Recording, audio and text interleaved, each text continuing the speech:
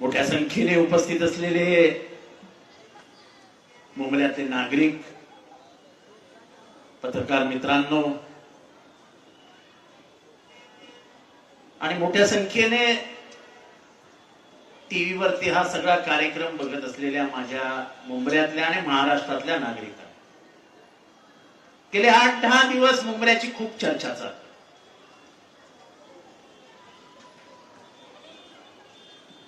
मला स्वातंत्र्यानंतरच एक गाणं आठवतं. मला स्वातंत्र्य मिळाल्यानंतर एक गाणं आठवतं.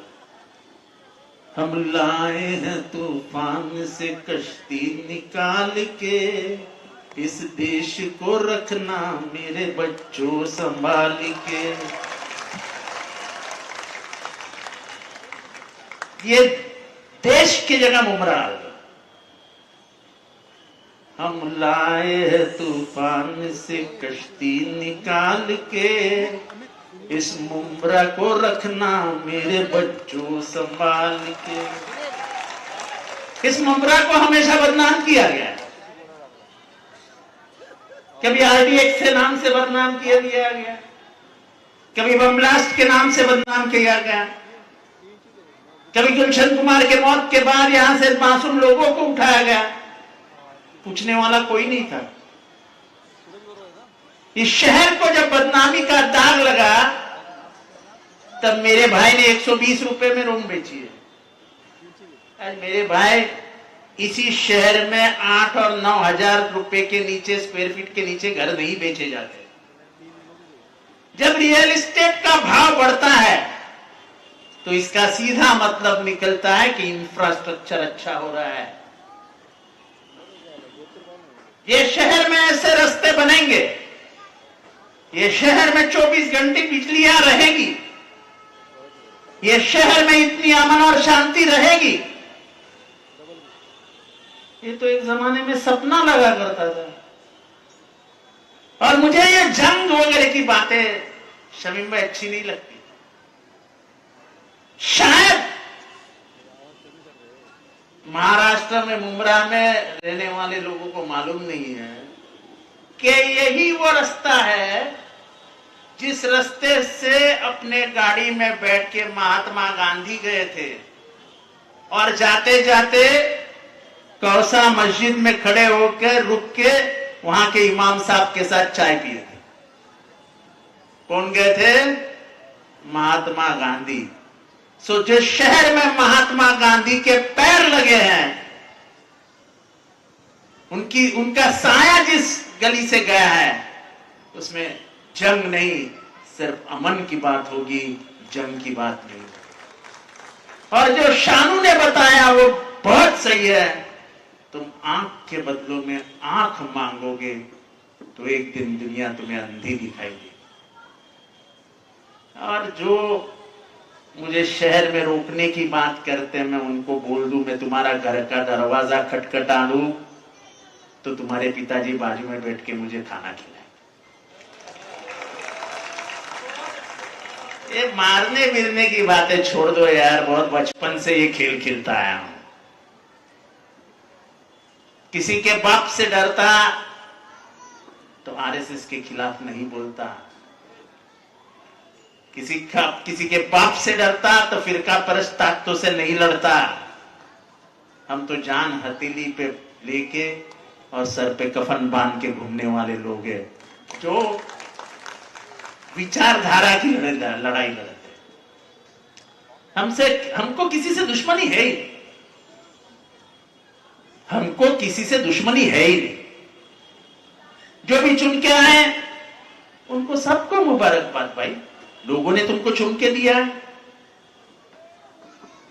पर झुक के इतना ही कहूंगा कि मेरे मुंब्रा को फिर से सुर्खियों में मत,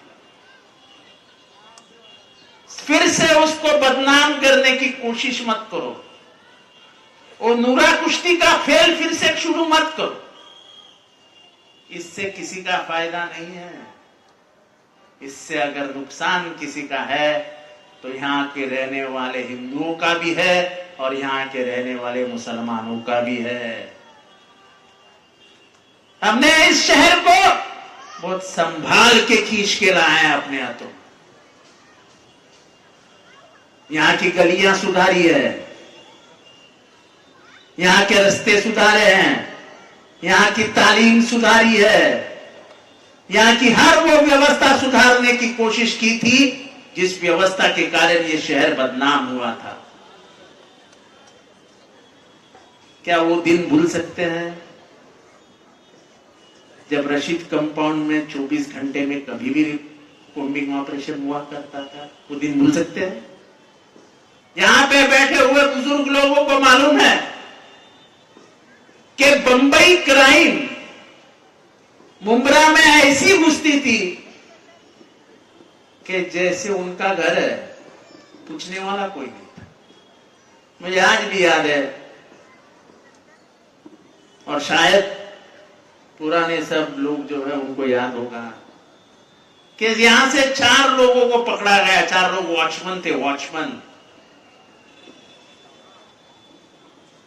तब हमारे एक दोस्त पुलिस कमिश्नर हुआ करते थे, उनका नाम शंगारी साहब था। 4 लोगों को उठाया, वो चारों लोग कश्मीर के थे। मैं शाम को उनके पास पहुंचा, मैं बोला यार साहब इनको क्यों उठाया, तो वॉचमैन है। हंसते हंसते बोल दिए, बोले पुलिस का काम है, करना पड़ता है। 16 साल के बाद छूटे। उनको जब कोर्ट ने रिहा किया तो कहा कि इनके खिलाफ कोई भी सबूत नहीं है, क्योंकि जिंदगी के 16 साल बर्बाद हुए, घर बर्बाद हुए, बच्चे बर्बाद हुए, मां बर्बाद हुई, पूछने वाला कोई नहीं था। ये शहर में वो हादसा फिर से नहीं हुआ। शानू तुझे याद है, शबनम से एक लड़के को उठाया था।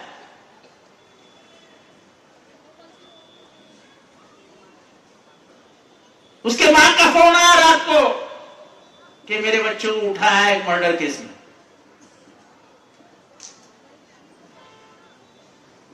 राकेश उमारिया तब जॉइंट कमिश्नर क्राइम हुआ करते थे, मेरे अच्छे ताल्लुकात थे। मैंने उनको फोन किया, बोला साहब बिना कारण ऐसा क्यों करते? बोले जितेंद्र यकीन दिलाता हूं, उसके मां को भी बोल देना, तहकीकात करूंगा, अगर कुछ नहीं है तो 3 घंटे में बेटा वापस आ जाएगा। बाजू में ही है शबनम, इस बाजू में, इस बाजू। 3 घंटे के बाद उसके मां का मुझे फोन आया, आवाज साहब बच्चा वापस आ गया, पुलिस ने कहा कि इसका कोई सपना।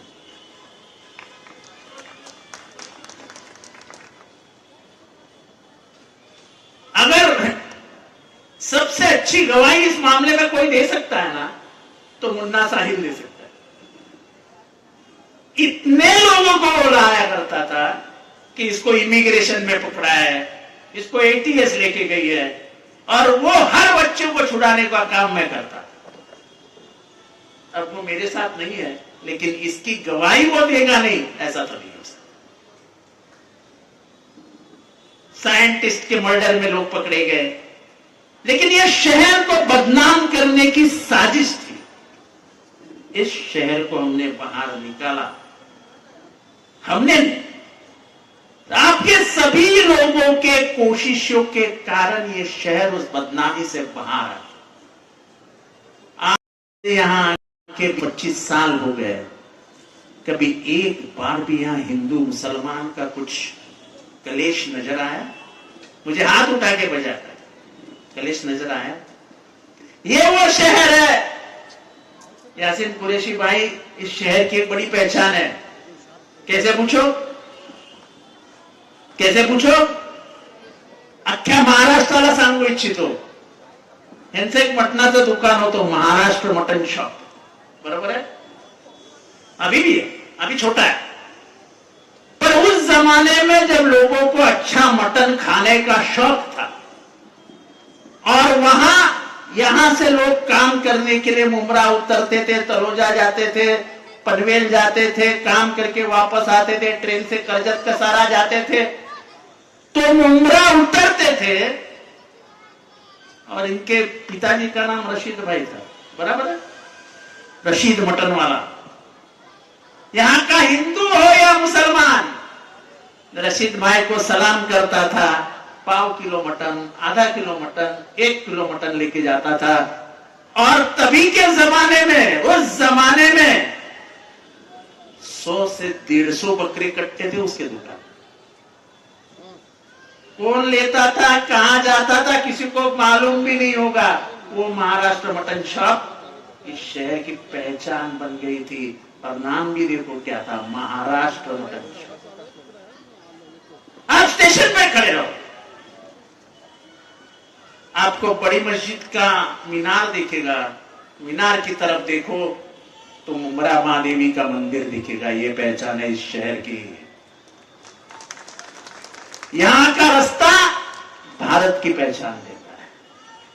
यहां का रास्ता किसी रंग की पहचान नहीं देता है। तुम किसी रंग में इस शहर को नहीं लपेट सकते, क्योंकि यह शहर संविधान से सींचा हुआ है। यह शहर महात्मा गांधी, नेहरू, अंबेडकर के विचारों पे चलता है। ये किसी एक रंग का नहीं हो सकता है। ये तिरंगे का रहे है और तिरंगे का रहेगा। आज बहुत दिनों के बाद मुझे बहुत हंसी आ रही है कि बहुत सारे टीवी वाले आ गए आज मुमरा को कव्हर करने के लिए। मला कळत नाहीये की अख्ख्या महाराष्ट्राला काय ऐकवायचंय। कोणी मला सांगितलं तुम्ही मुंबऱ्यात येऊन दाखवा म्हणून मी मुंबऱ्यात येणार नाही असं वाटलं होतं काय? अरे उद्या मला जंगलात सांगितलं ना वाघाने ये, तर मी जंगलात सुद्धा जाऊन येईल, मला काही फरक पडत नाही। अरे इथल्या लोकांनी इतनं प्रेम केलंय रे, इतनं। तेव्हा अख्खा महाराष्ट्र म्हणत होता की जितेंद्र आव्हाडांची विधानसभेची निवडणूक अत्यंत कठीण आहे, तेव्हा 1 लाख मतांनी जिंकून आलोय या मतदारसंघात। लोकांचं प्रेम आहे, प्रेम। मी जेव्हा चालतो ना तेव्हा मोर्चा निघतो। मी मोर्चाला आमंत्रित करत नाही लोकांना, पण मी जेव्हा रस्त्यावरनं चालतो तेव्हा मोर्चा निघतो। इतकं लोकांचं प्रेम आहे माझ्यावर। त्यामुळे असे आके दिखाओ, जाके दिखाओ, ये सब बातों पे मैं ना विश्वास करता हूं, मैं ना मैंने किया है। जैसे मैंने कहा कि मैं अगर तुम्हारे घर दुश्मन के घर का दरवाजा भी टकटकाऊं और अगर पिताजी खाने पे बैठे हैं तो बोलेंगे आज जितेंद्र धोनी वाले मेरे कसरत खा ले।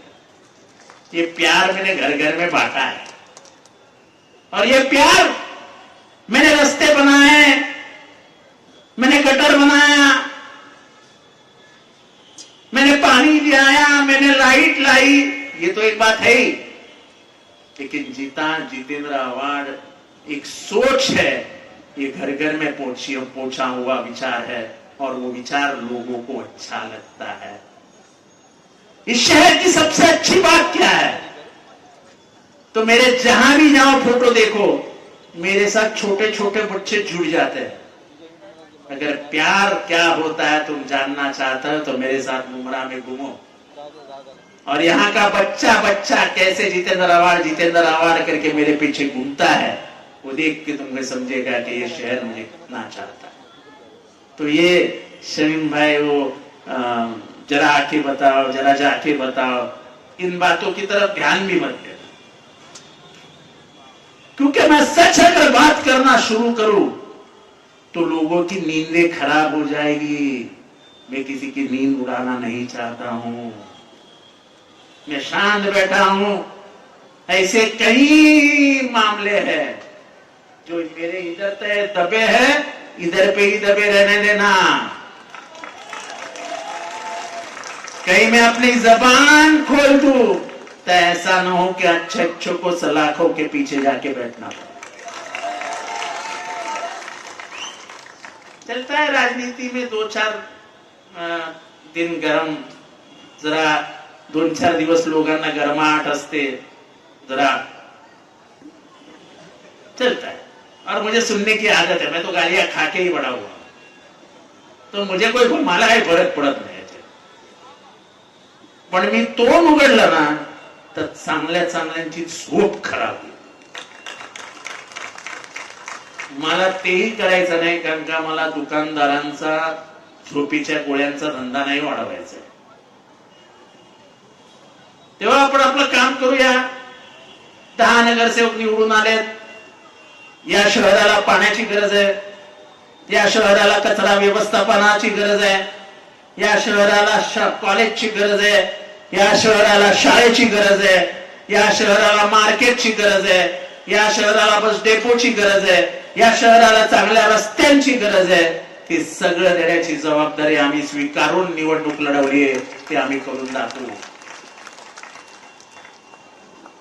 आणि म्हणून मी सुरुवातीला गाणं म्हटलं, हम लाए हैं तूफान से कश्ती निकाल के इस मुमरा को रखना मेरे बच्चों संभाल.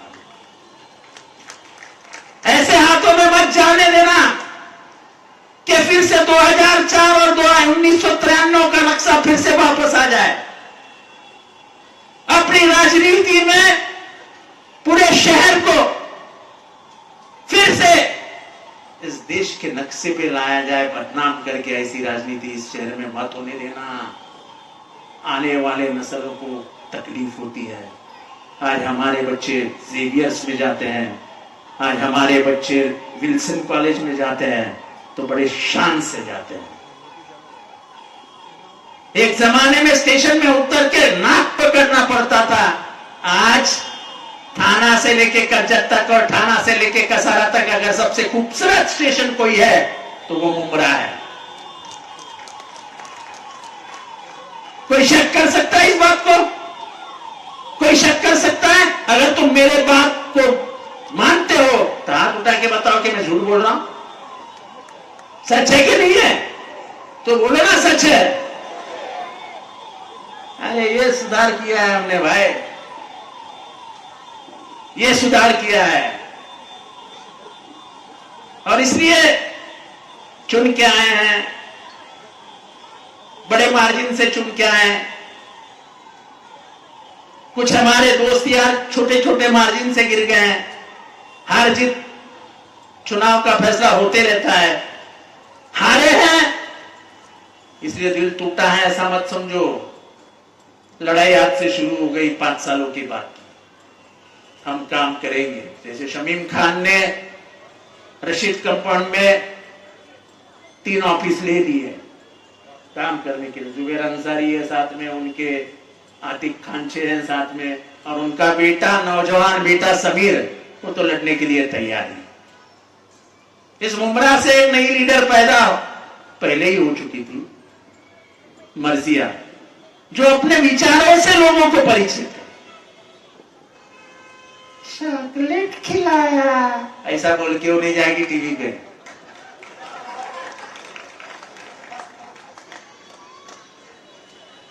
बच्चों को हमेशा प्यार से ही देखा करो यार. नफरत की बू भी नहीं आनी चाहिए. अगर किसी ने बोला, किसी बच्ची ने बोल दिया तो वो बच्ची है, अपनी बच्ची है यार, उसके प्यार से देखा करो. उससे क्या फर्क गिरता है हमको? हमको कोई फर्क नहीं गिरता है, क्योंकि हमको मालूम है टिकट नहीं. 40 लोग अगर टिकट मांग रहे हैं तो मैं 4 को ही दे सकता हूं. क्या रोटी है क्या? एक घर में 8 भाई है, कट कट के खाएंगे. नहीं दे सका तो नहीं दे सका. और नाराजगी भी वाहिद है, कोई मैं बुराई नहीं मानता उसमें. तुम्हारा हक था टिकट, लेकिन हालात ऐसे थे कि मैंने टिकट नहीं दे पाया. स्टेशन पे ऐसा हुआ, इस बीच के गली में ऐसा हुआ, रशीद कंपाउंड में ऐसा हुआ. नहीं दे सके, नहीं दे सके, उसमें क्या है? तो ये जंग नहीं है शमीम भाई. ये दुनिया मोहब्बत से ही जीती गई है और जीती जाएगी. ये अल्लाह के रसूल ने कहा है, वही मानेंगे. और गाली तो आप सल्लल्लाहु अलैहि वसल्लम को भी दी गई, उसमें क्या है? और इसलिए ये शहर को प्यार से जीता है जितेंद्र आवाज ने, नफरत से नहीं। मेरे आंखों में आपको नफरत कभी भी नहीं दिखाई देगी। मेरे बातों में, मेरे आंखों में हमेशा प्यार दिखेगा। ये प्यार मेरा अपना प्यार है जो ये शहर ने मुझे दिया है। मैं अगर वापस करूंगा तो शहर को ही वापस करूंगा, क्योंकि ये शहर ने जितेंद्र आव्हाड को बनाया है। जब से 2009 में पहली बार आया तो ये शहर मुझे नहीं पहचानता था, लेकिन न पहचानते हुए भी ये शहर ने मुझे अपनाया। तो इस शहर को मैंने जो भी कुछ किया है, जो भी दिया है, मेरा शहर मेरे बदन का चमड़ा निकाल के उसकी चप्पल भी बना दूं और इस शहर को दे दूं तो वो भी कम हो जाएगी। इतने एहसानात इस शहर के मेरे ऊपर। मैं कलवा और मुमरा में कभी भी फर्क नहीं करता हूं, और इसलिए मैं हिंदू और मुसलमान मानता ही नहीं। मेरा नाता इंसानियत से है और इंसानियत ही मेरी पहचान रहेगी। यही रिश्ता लेके मैं चलते आया हूं और यही रिश्ता लेके मैं चलता रहूंगा। तो मुझे उकसाने की कोशिश करो, नामुमकिन है जितेंद्र आव्हाड को उकसाना। और मैं आवाम के प्यार से बना हुआ हूं, उनके दिलों में बसा हुआ हूं। आप मुझे दिलों से नहीं निकाल सकते।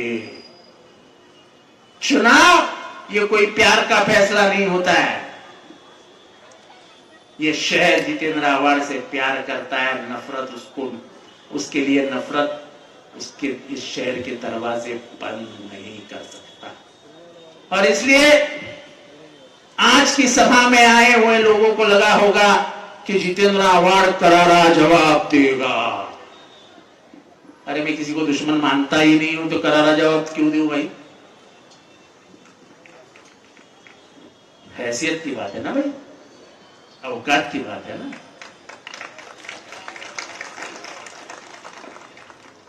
हाँ दाते, अरे आपल्या बरोबरीचा पाहिजे ना, ऐसा थोड़ी ना किसी को ही जवाब दे देता है। तो ज्यादा लंबी बात नहीं खींचते क्योंकि टाइम भी हो गया। फोन आने शुरू हो गए, जितेंद्र आव्हाड पे केस ले लो, सत्ता सरकार में सब मेरे यार दोस्त बैठे हैं और पुलिस को बहुत चाहती है आजकल मुझे। बाकी नहीं, बार बार नहीं। तो केस होने के पहले तुम्हारा प्यार बहुत है मुझे मालूम है, लेकिन केस होने के पहले मी तुम्हा सगळ्यांचा निरोप घेतो। मला माहित नाही कुठे टीव्ही महाराष्ट्रभर दाखवतायत, पण या शहराची ओळख फार वेगळी आहे। या शहराची ओळख ही महाराष्ट्राच्या संस्कृतीची ओळख आहे। या शहराची ओळख ही महाराष्ट्राच्या संस्काराची ओळख आहे। हे शहर जात, धर्म, भाषा याच्या पलीकडचा जाऊन विचार करतं आणि म्हणून हे शहर कायम एक राहिलंय। आणि या शहराच्या एकतेला, एकात्मतेला आव्हान देणं म्हणजे या शहराचं नुकसान करणं है। ये शहर का हम नुकसान नहीं होने देने। ये शहर को हमने यकीन दिलाया है कि सिर्फ तरक्की, तरक्की और तरक्की, वो तरक्की हम करके रहेंगे। इन्हीं लफ्जों के साथ आपसे विदाई चाहता हूं। अलविदा, खुदा हाफिज, नमस्कार, जय हिंद, जय महाराष्ट्र, जय भीम।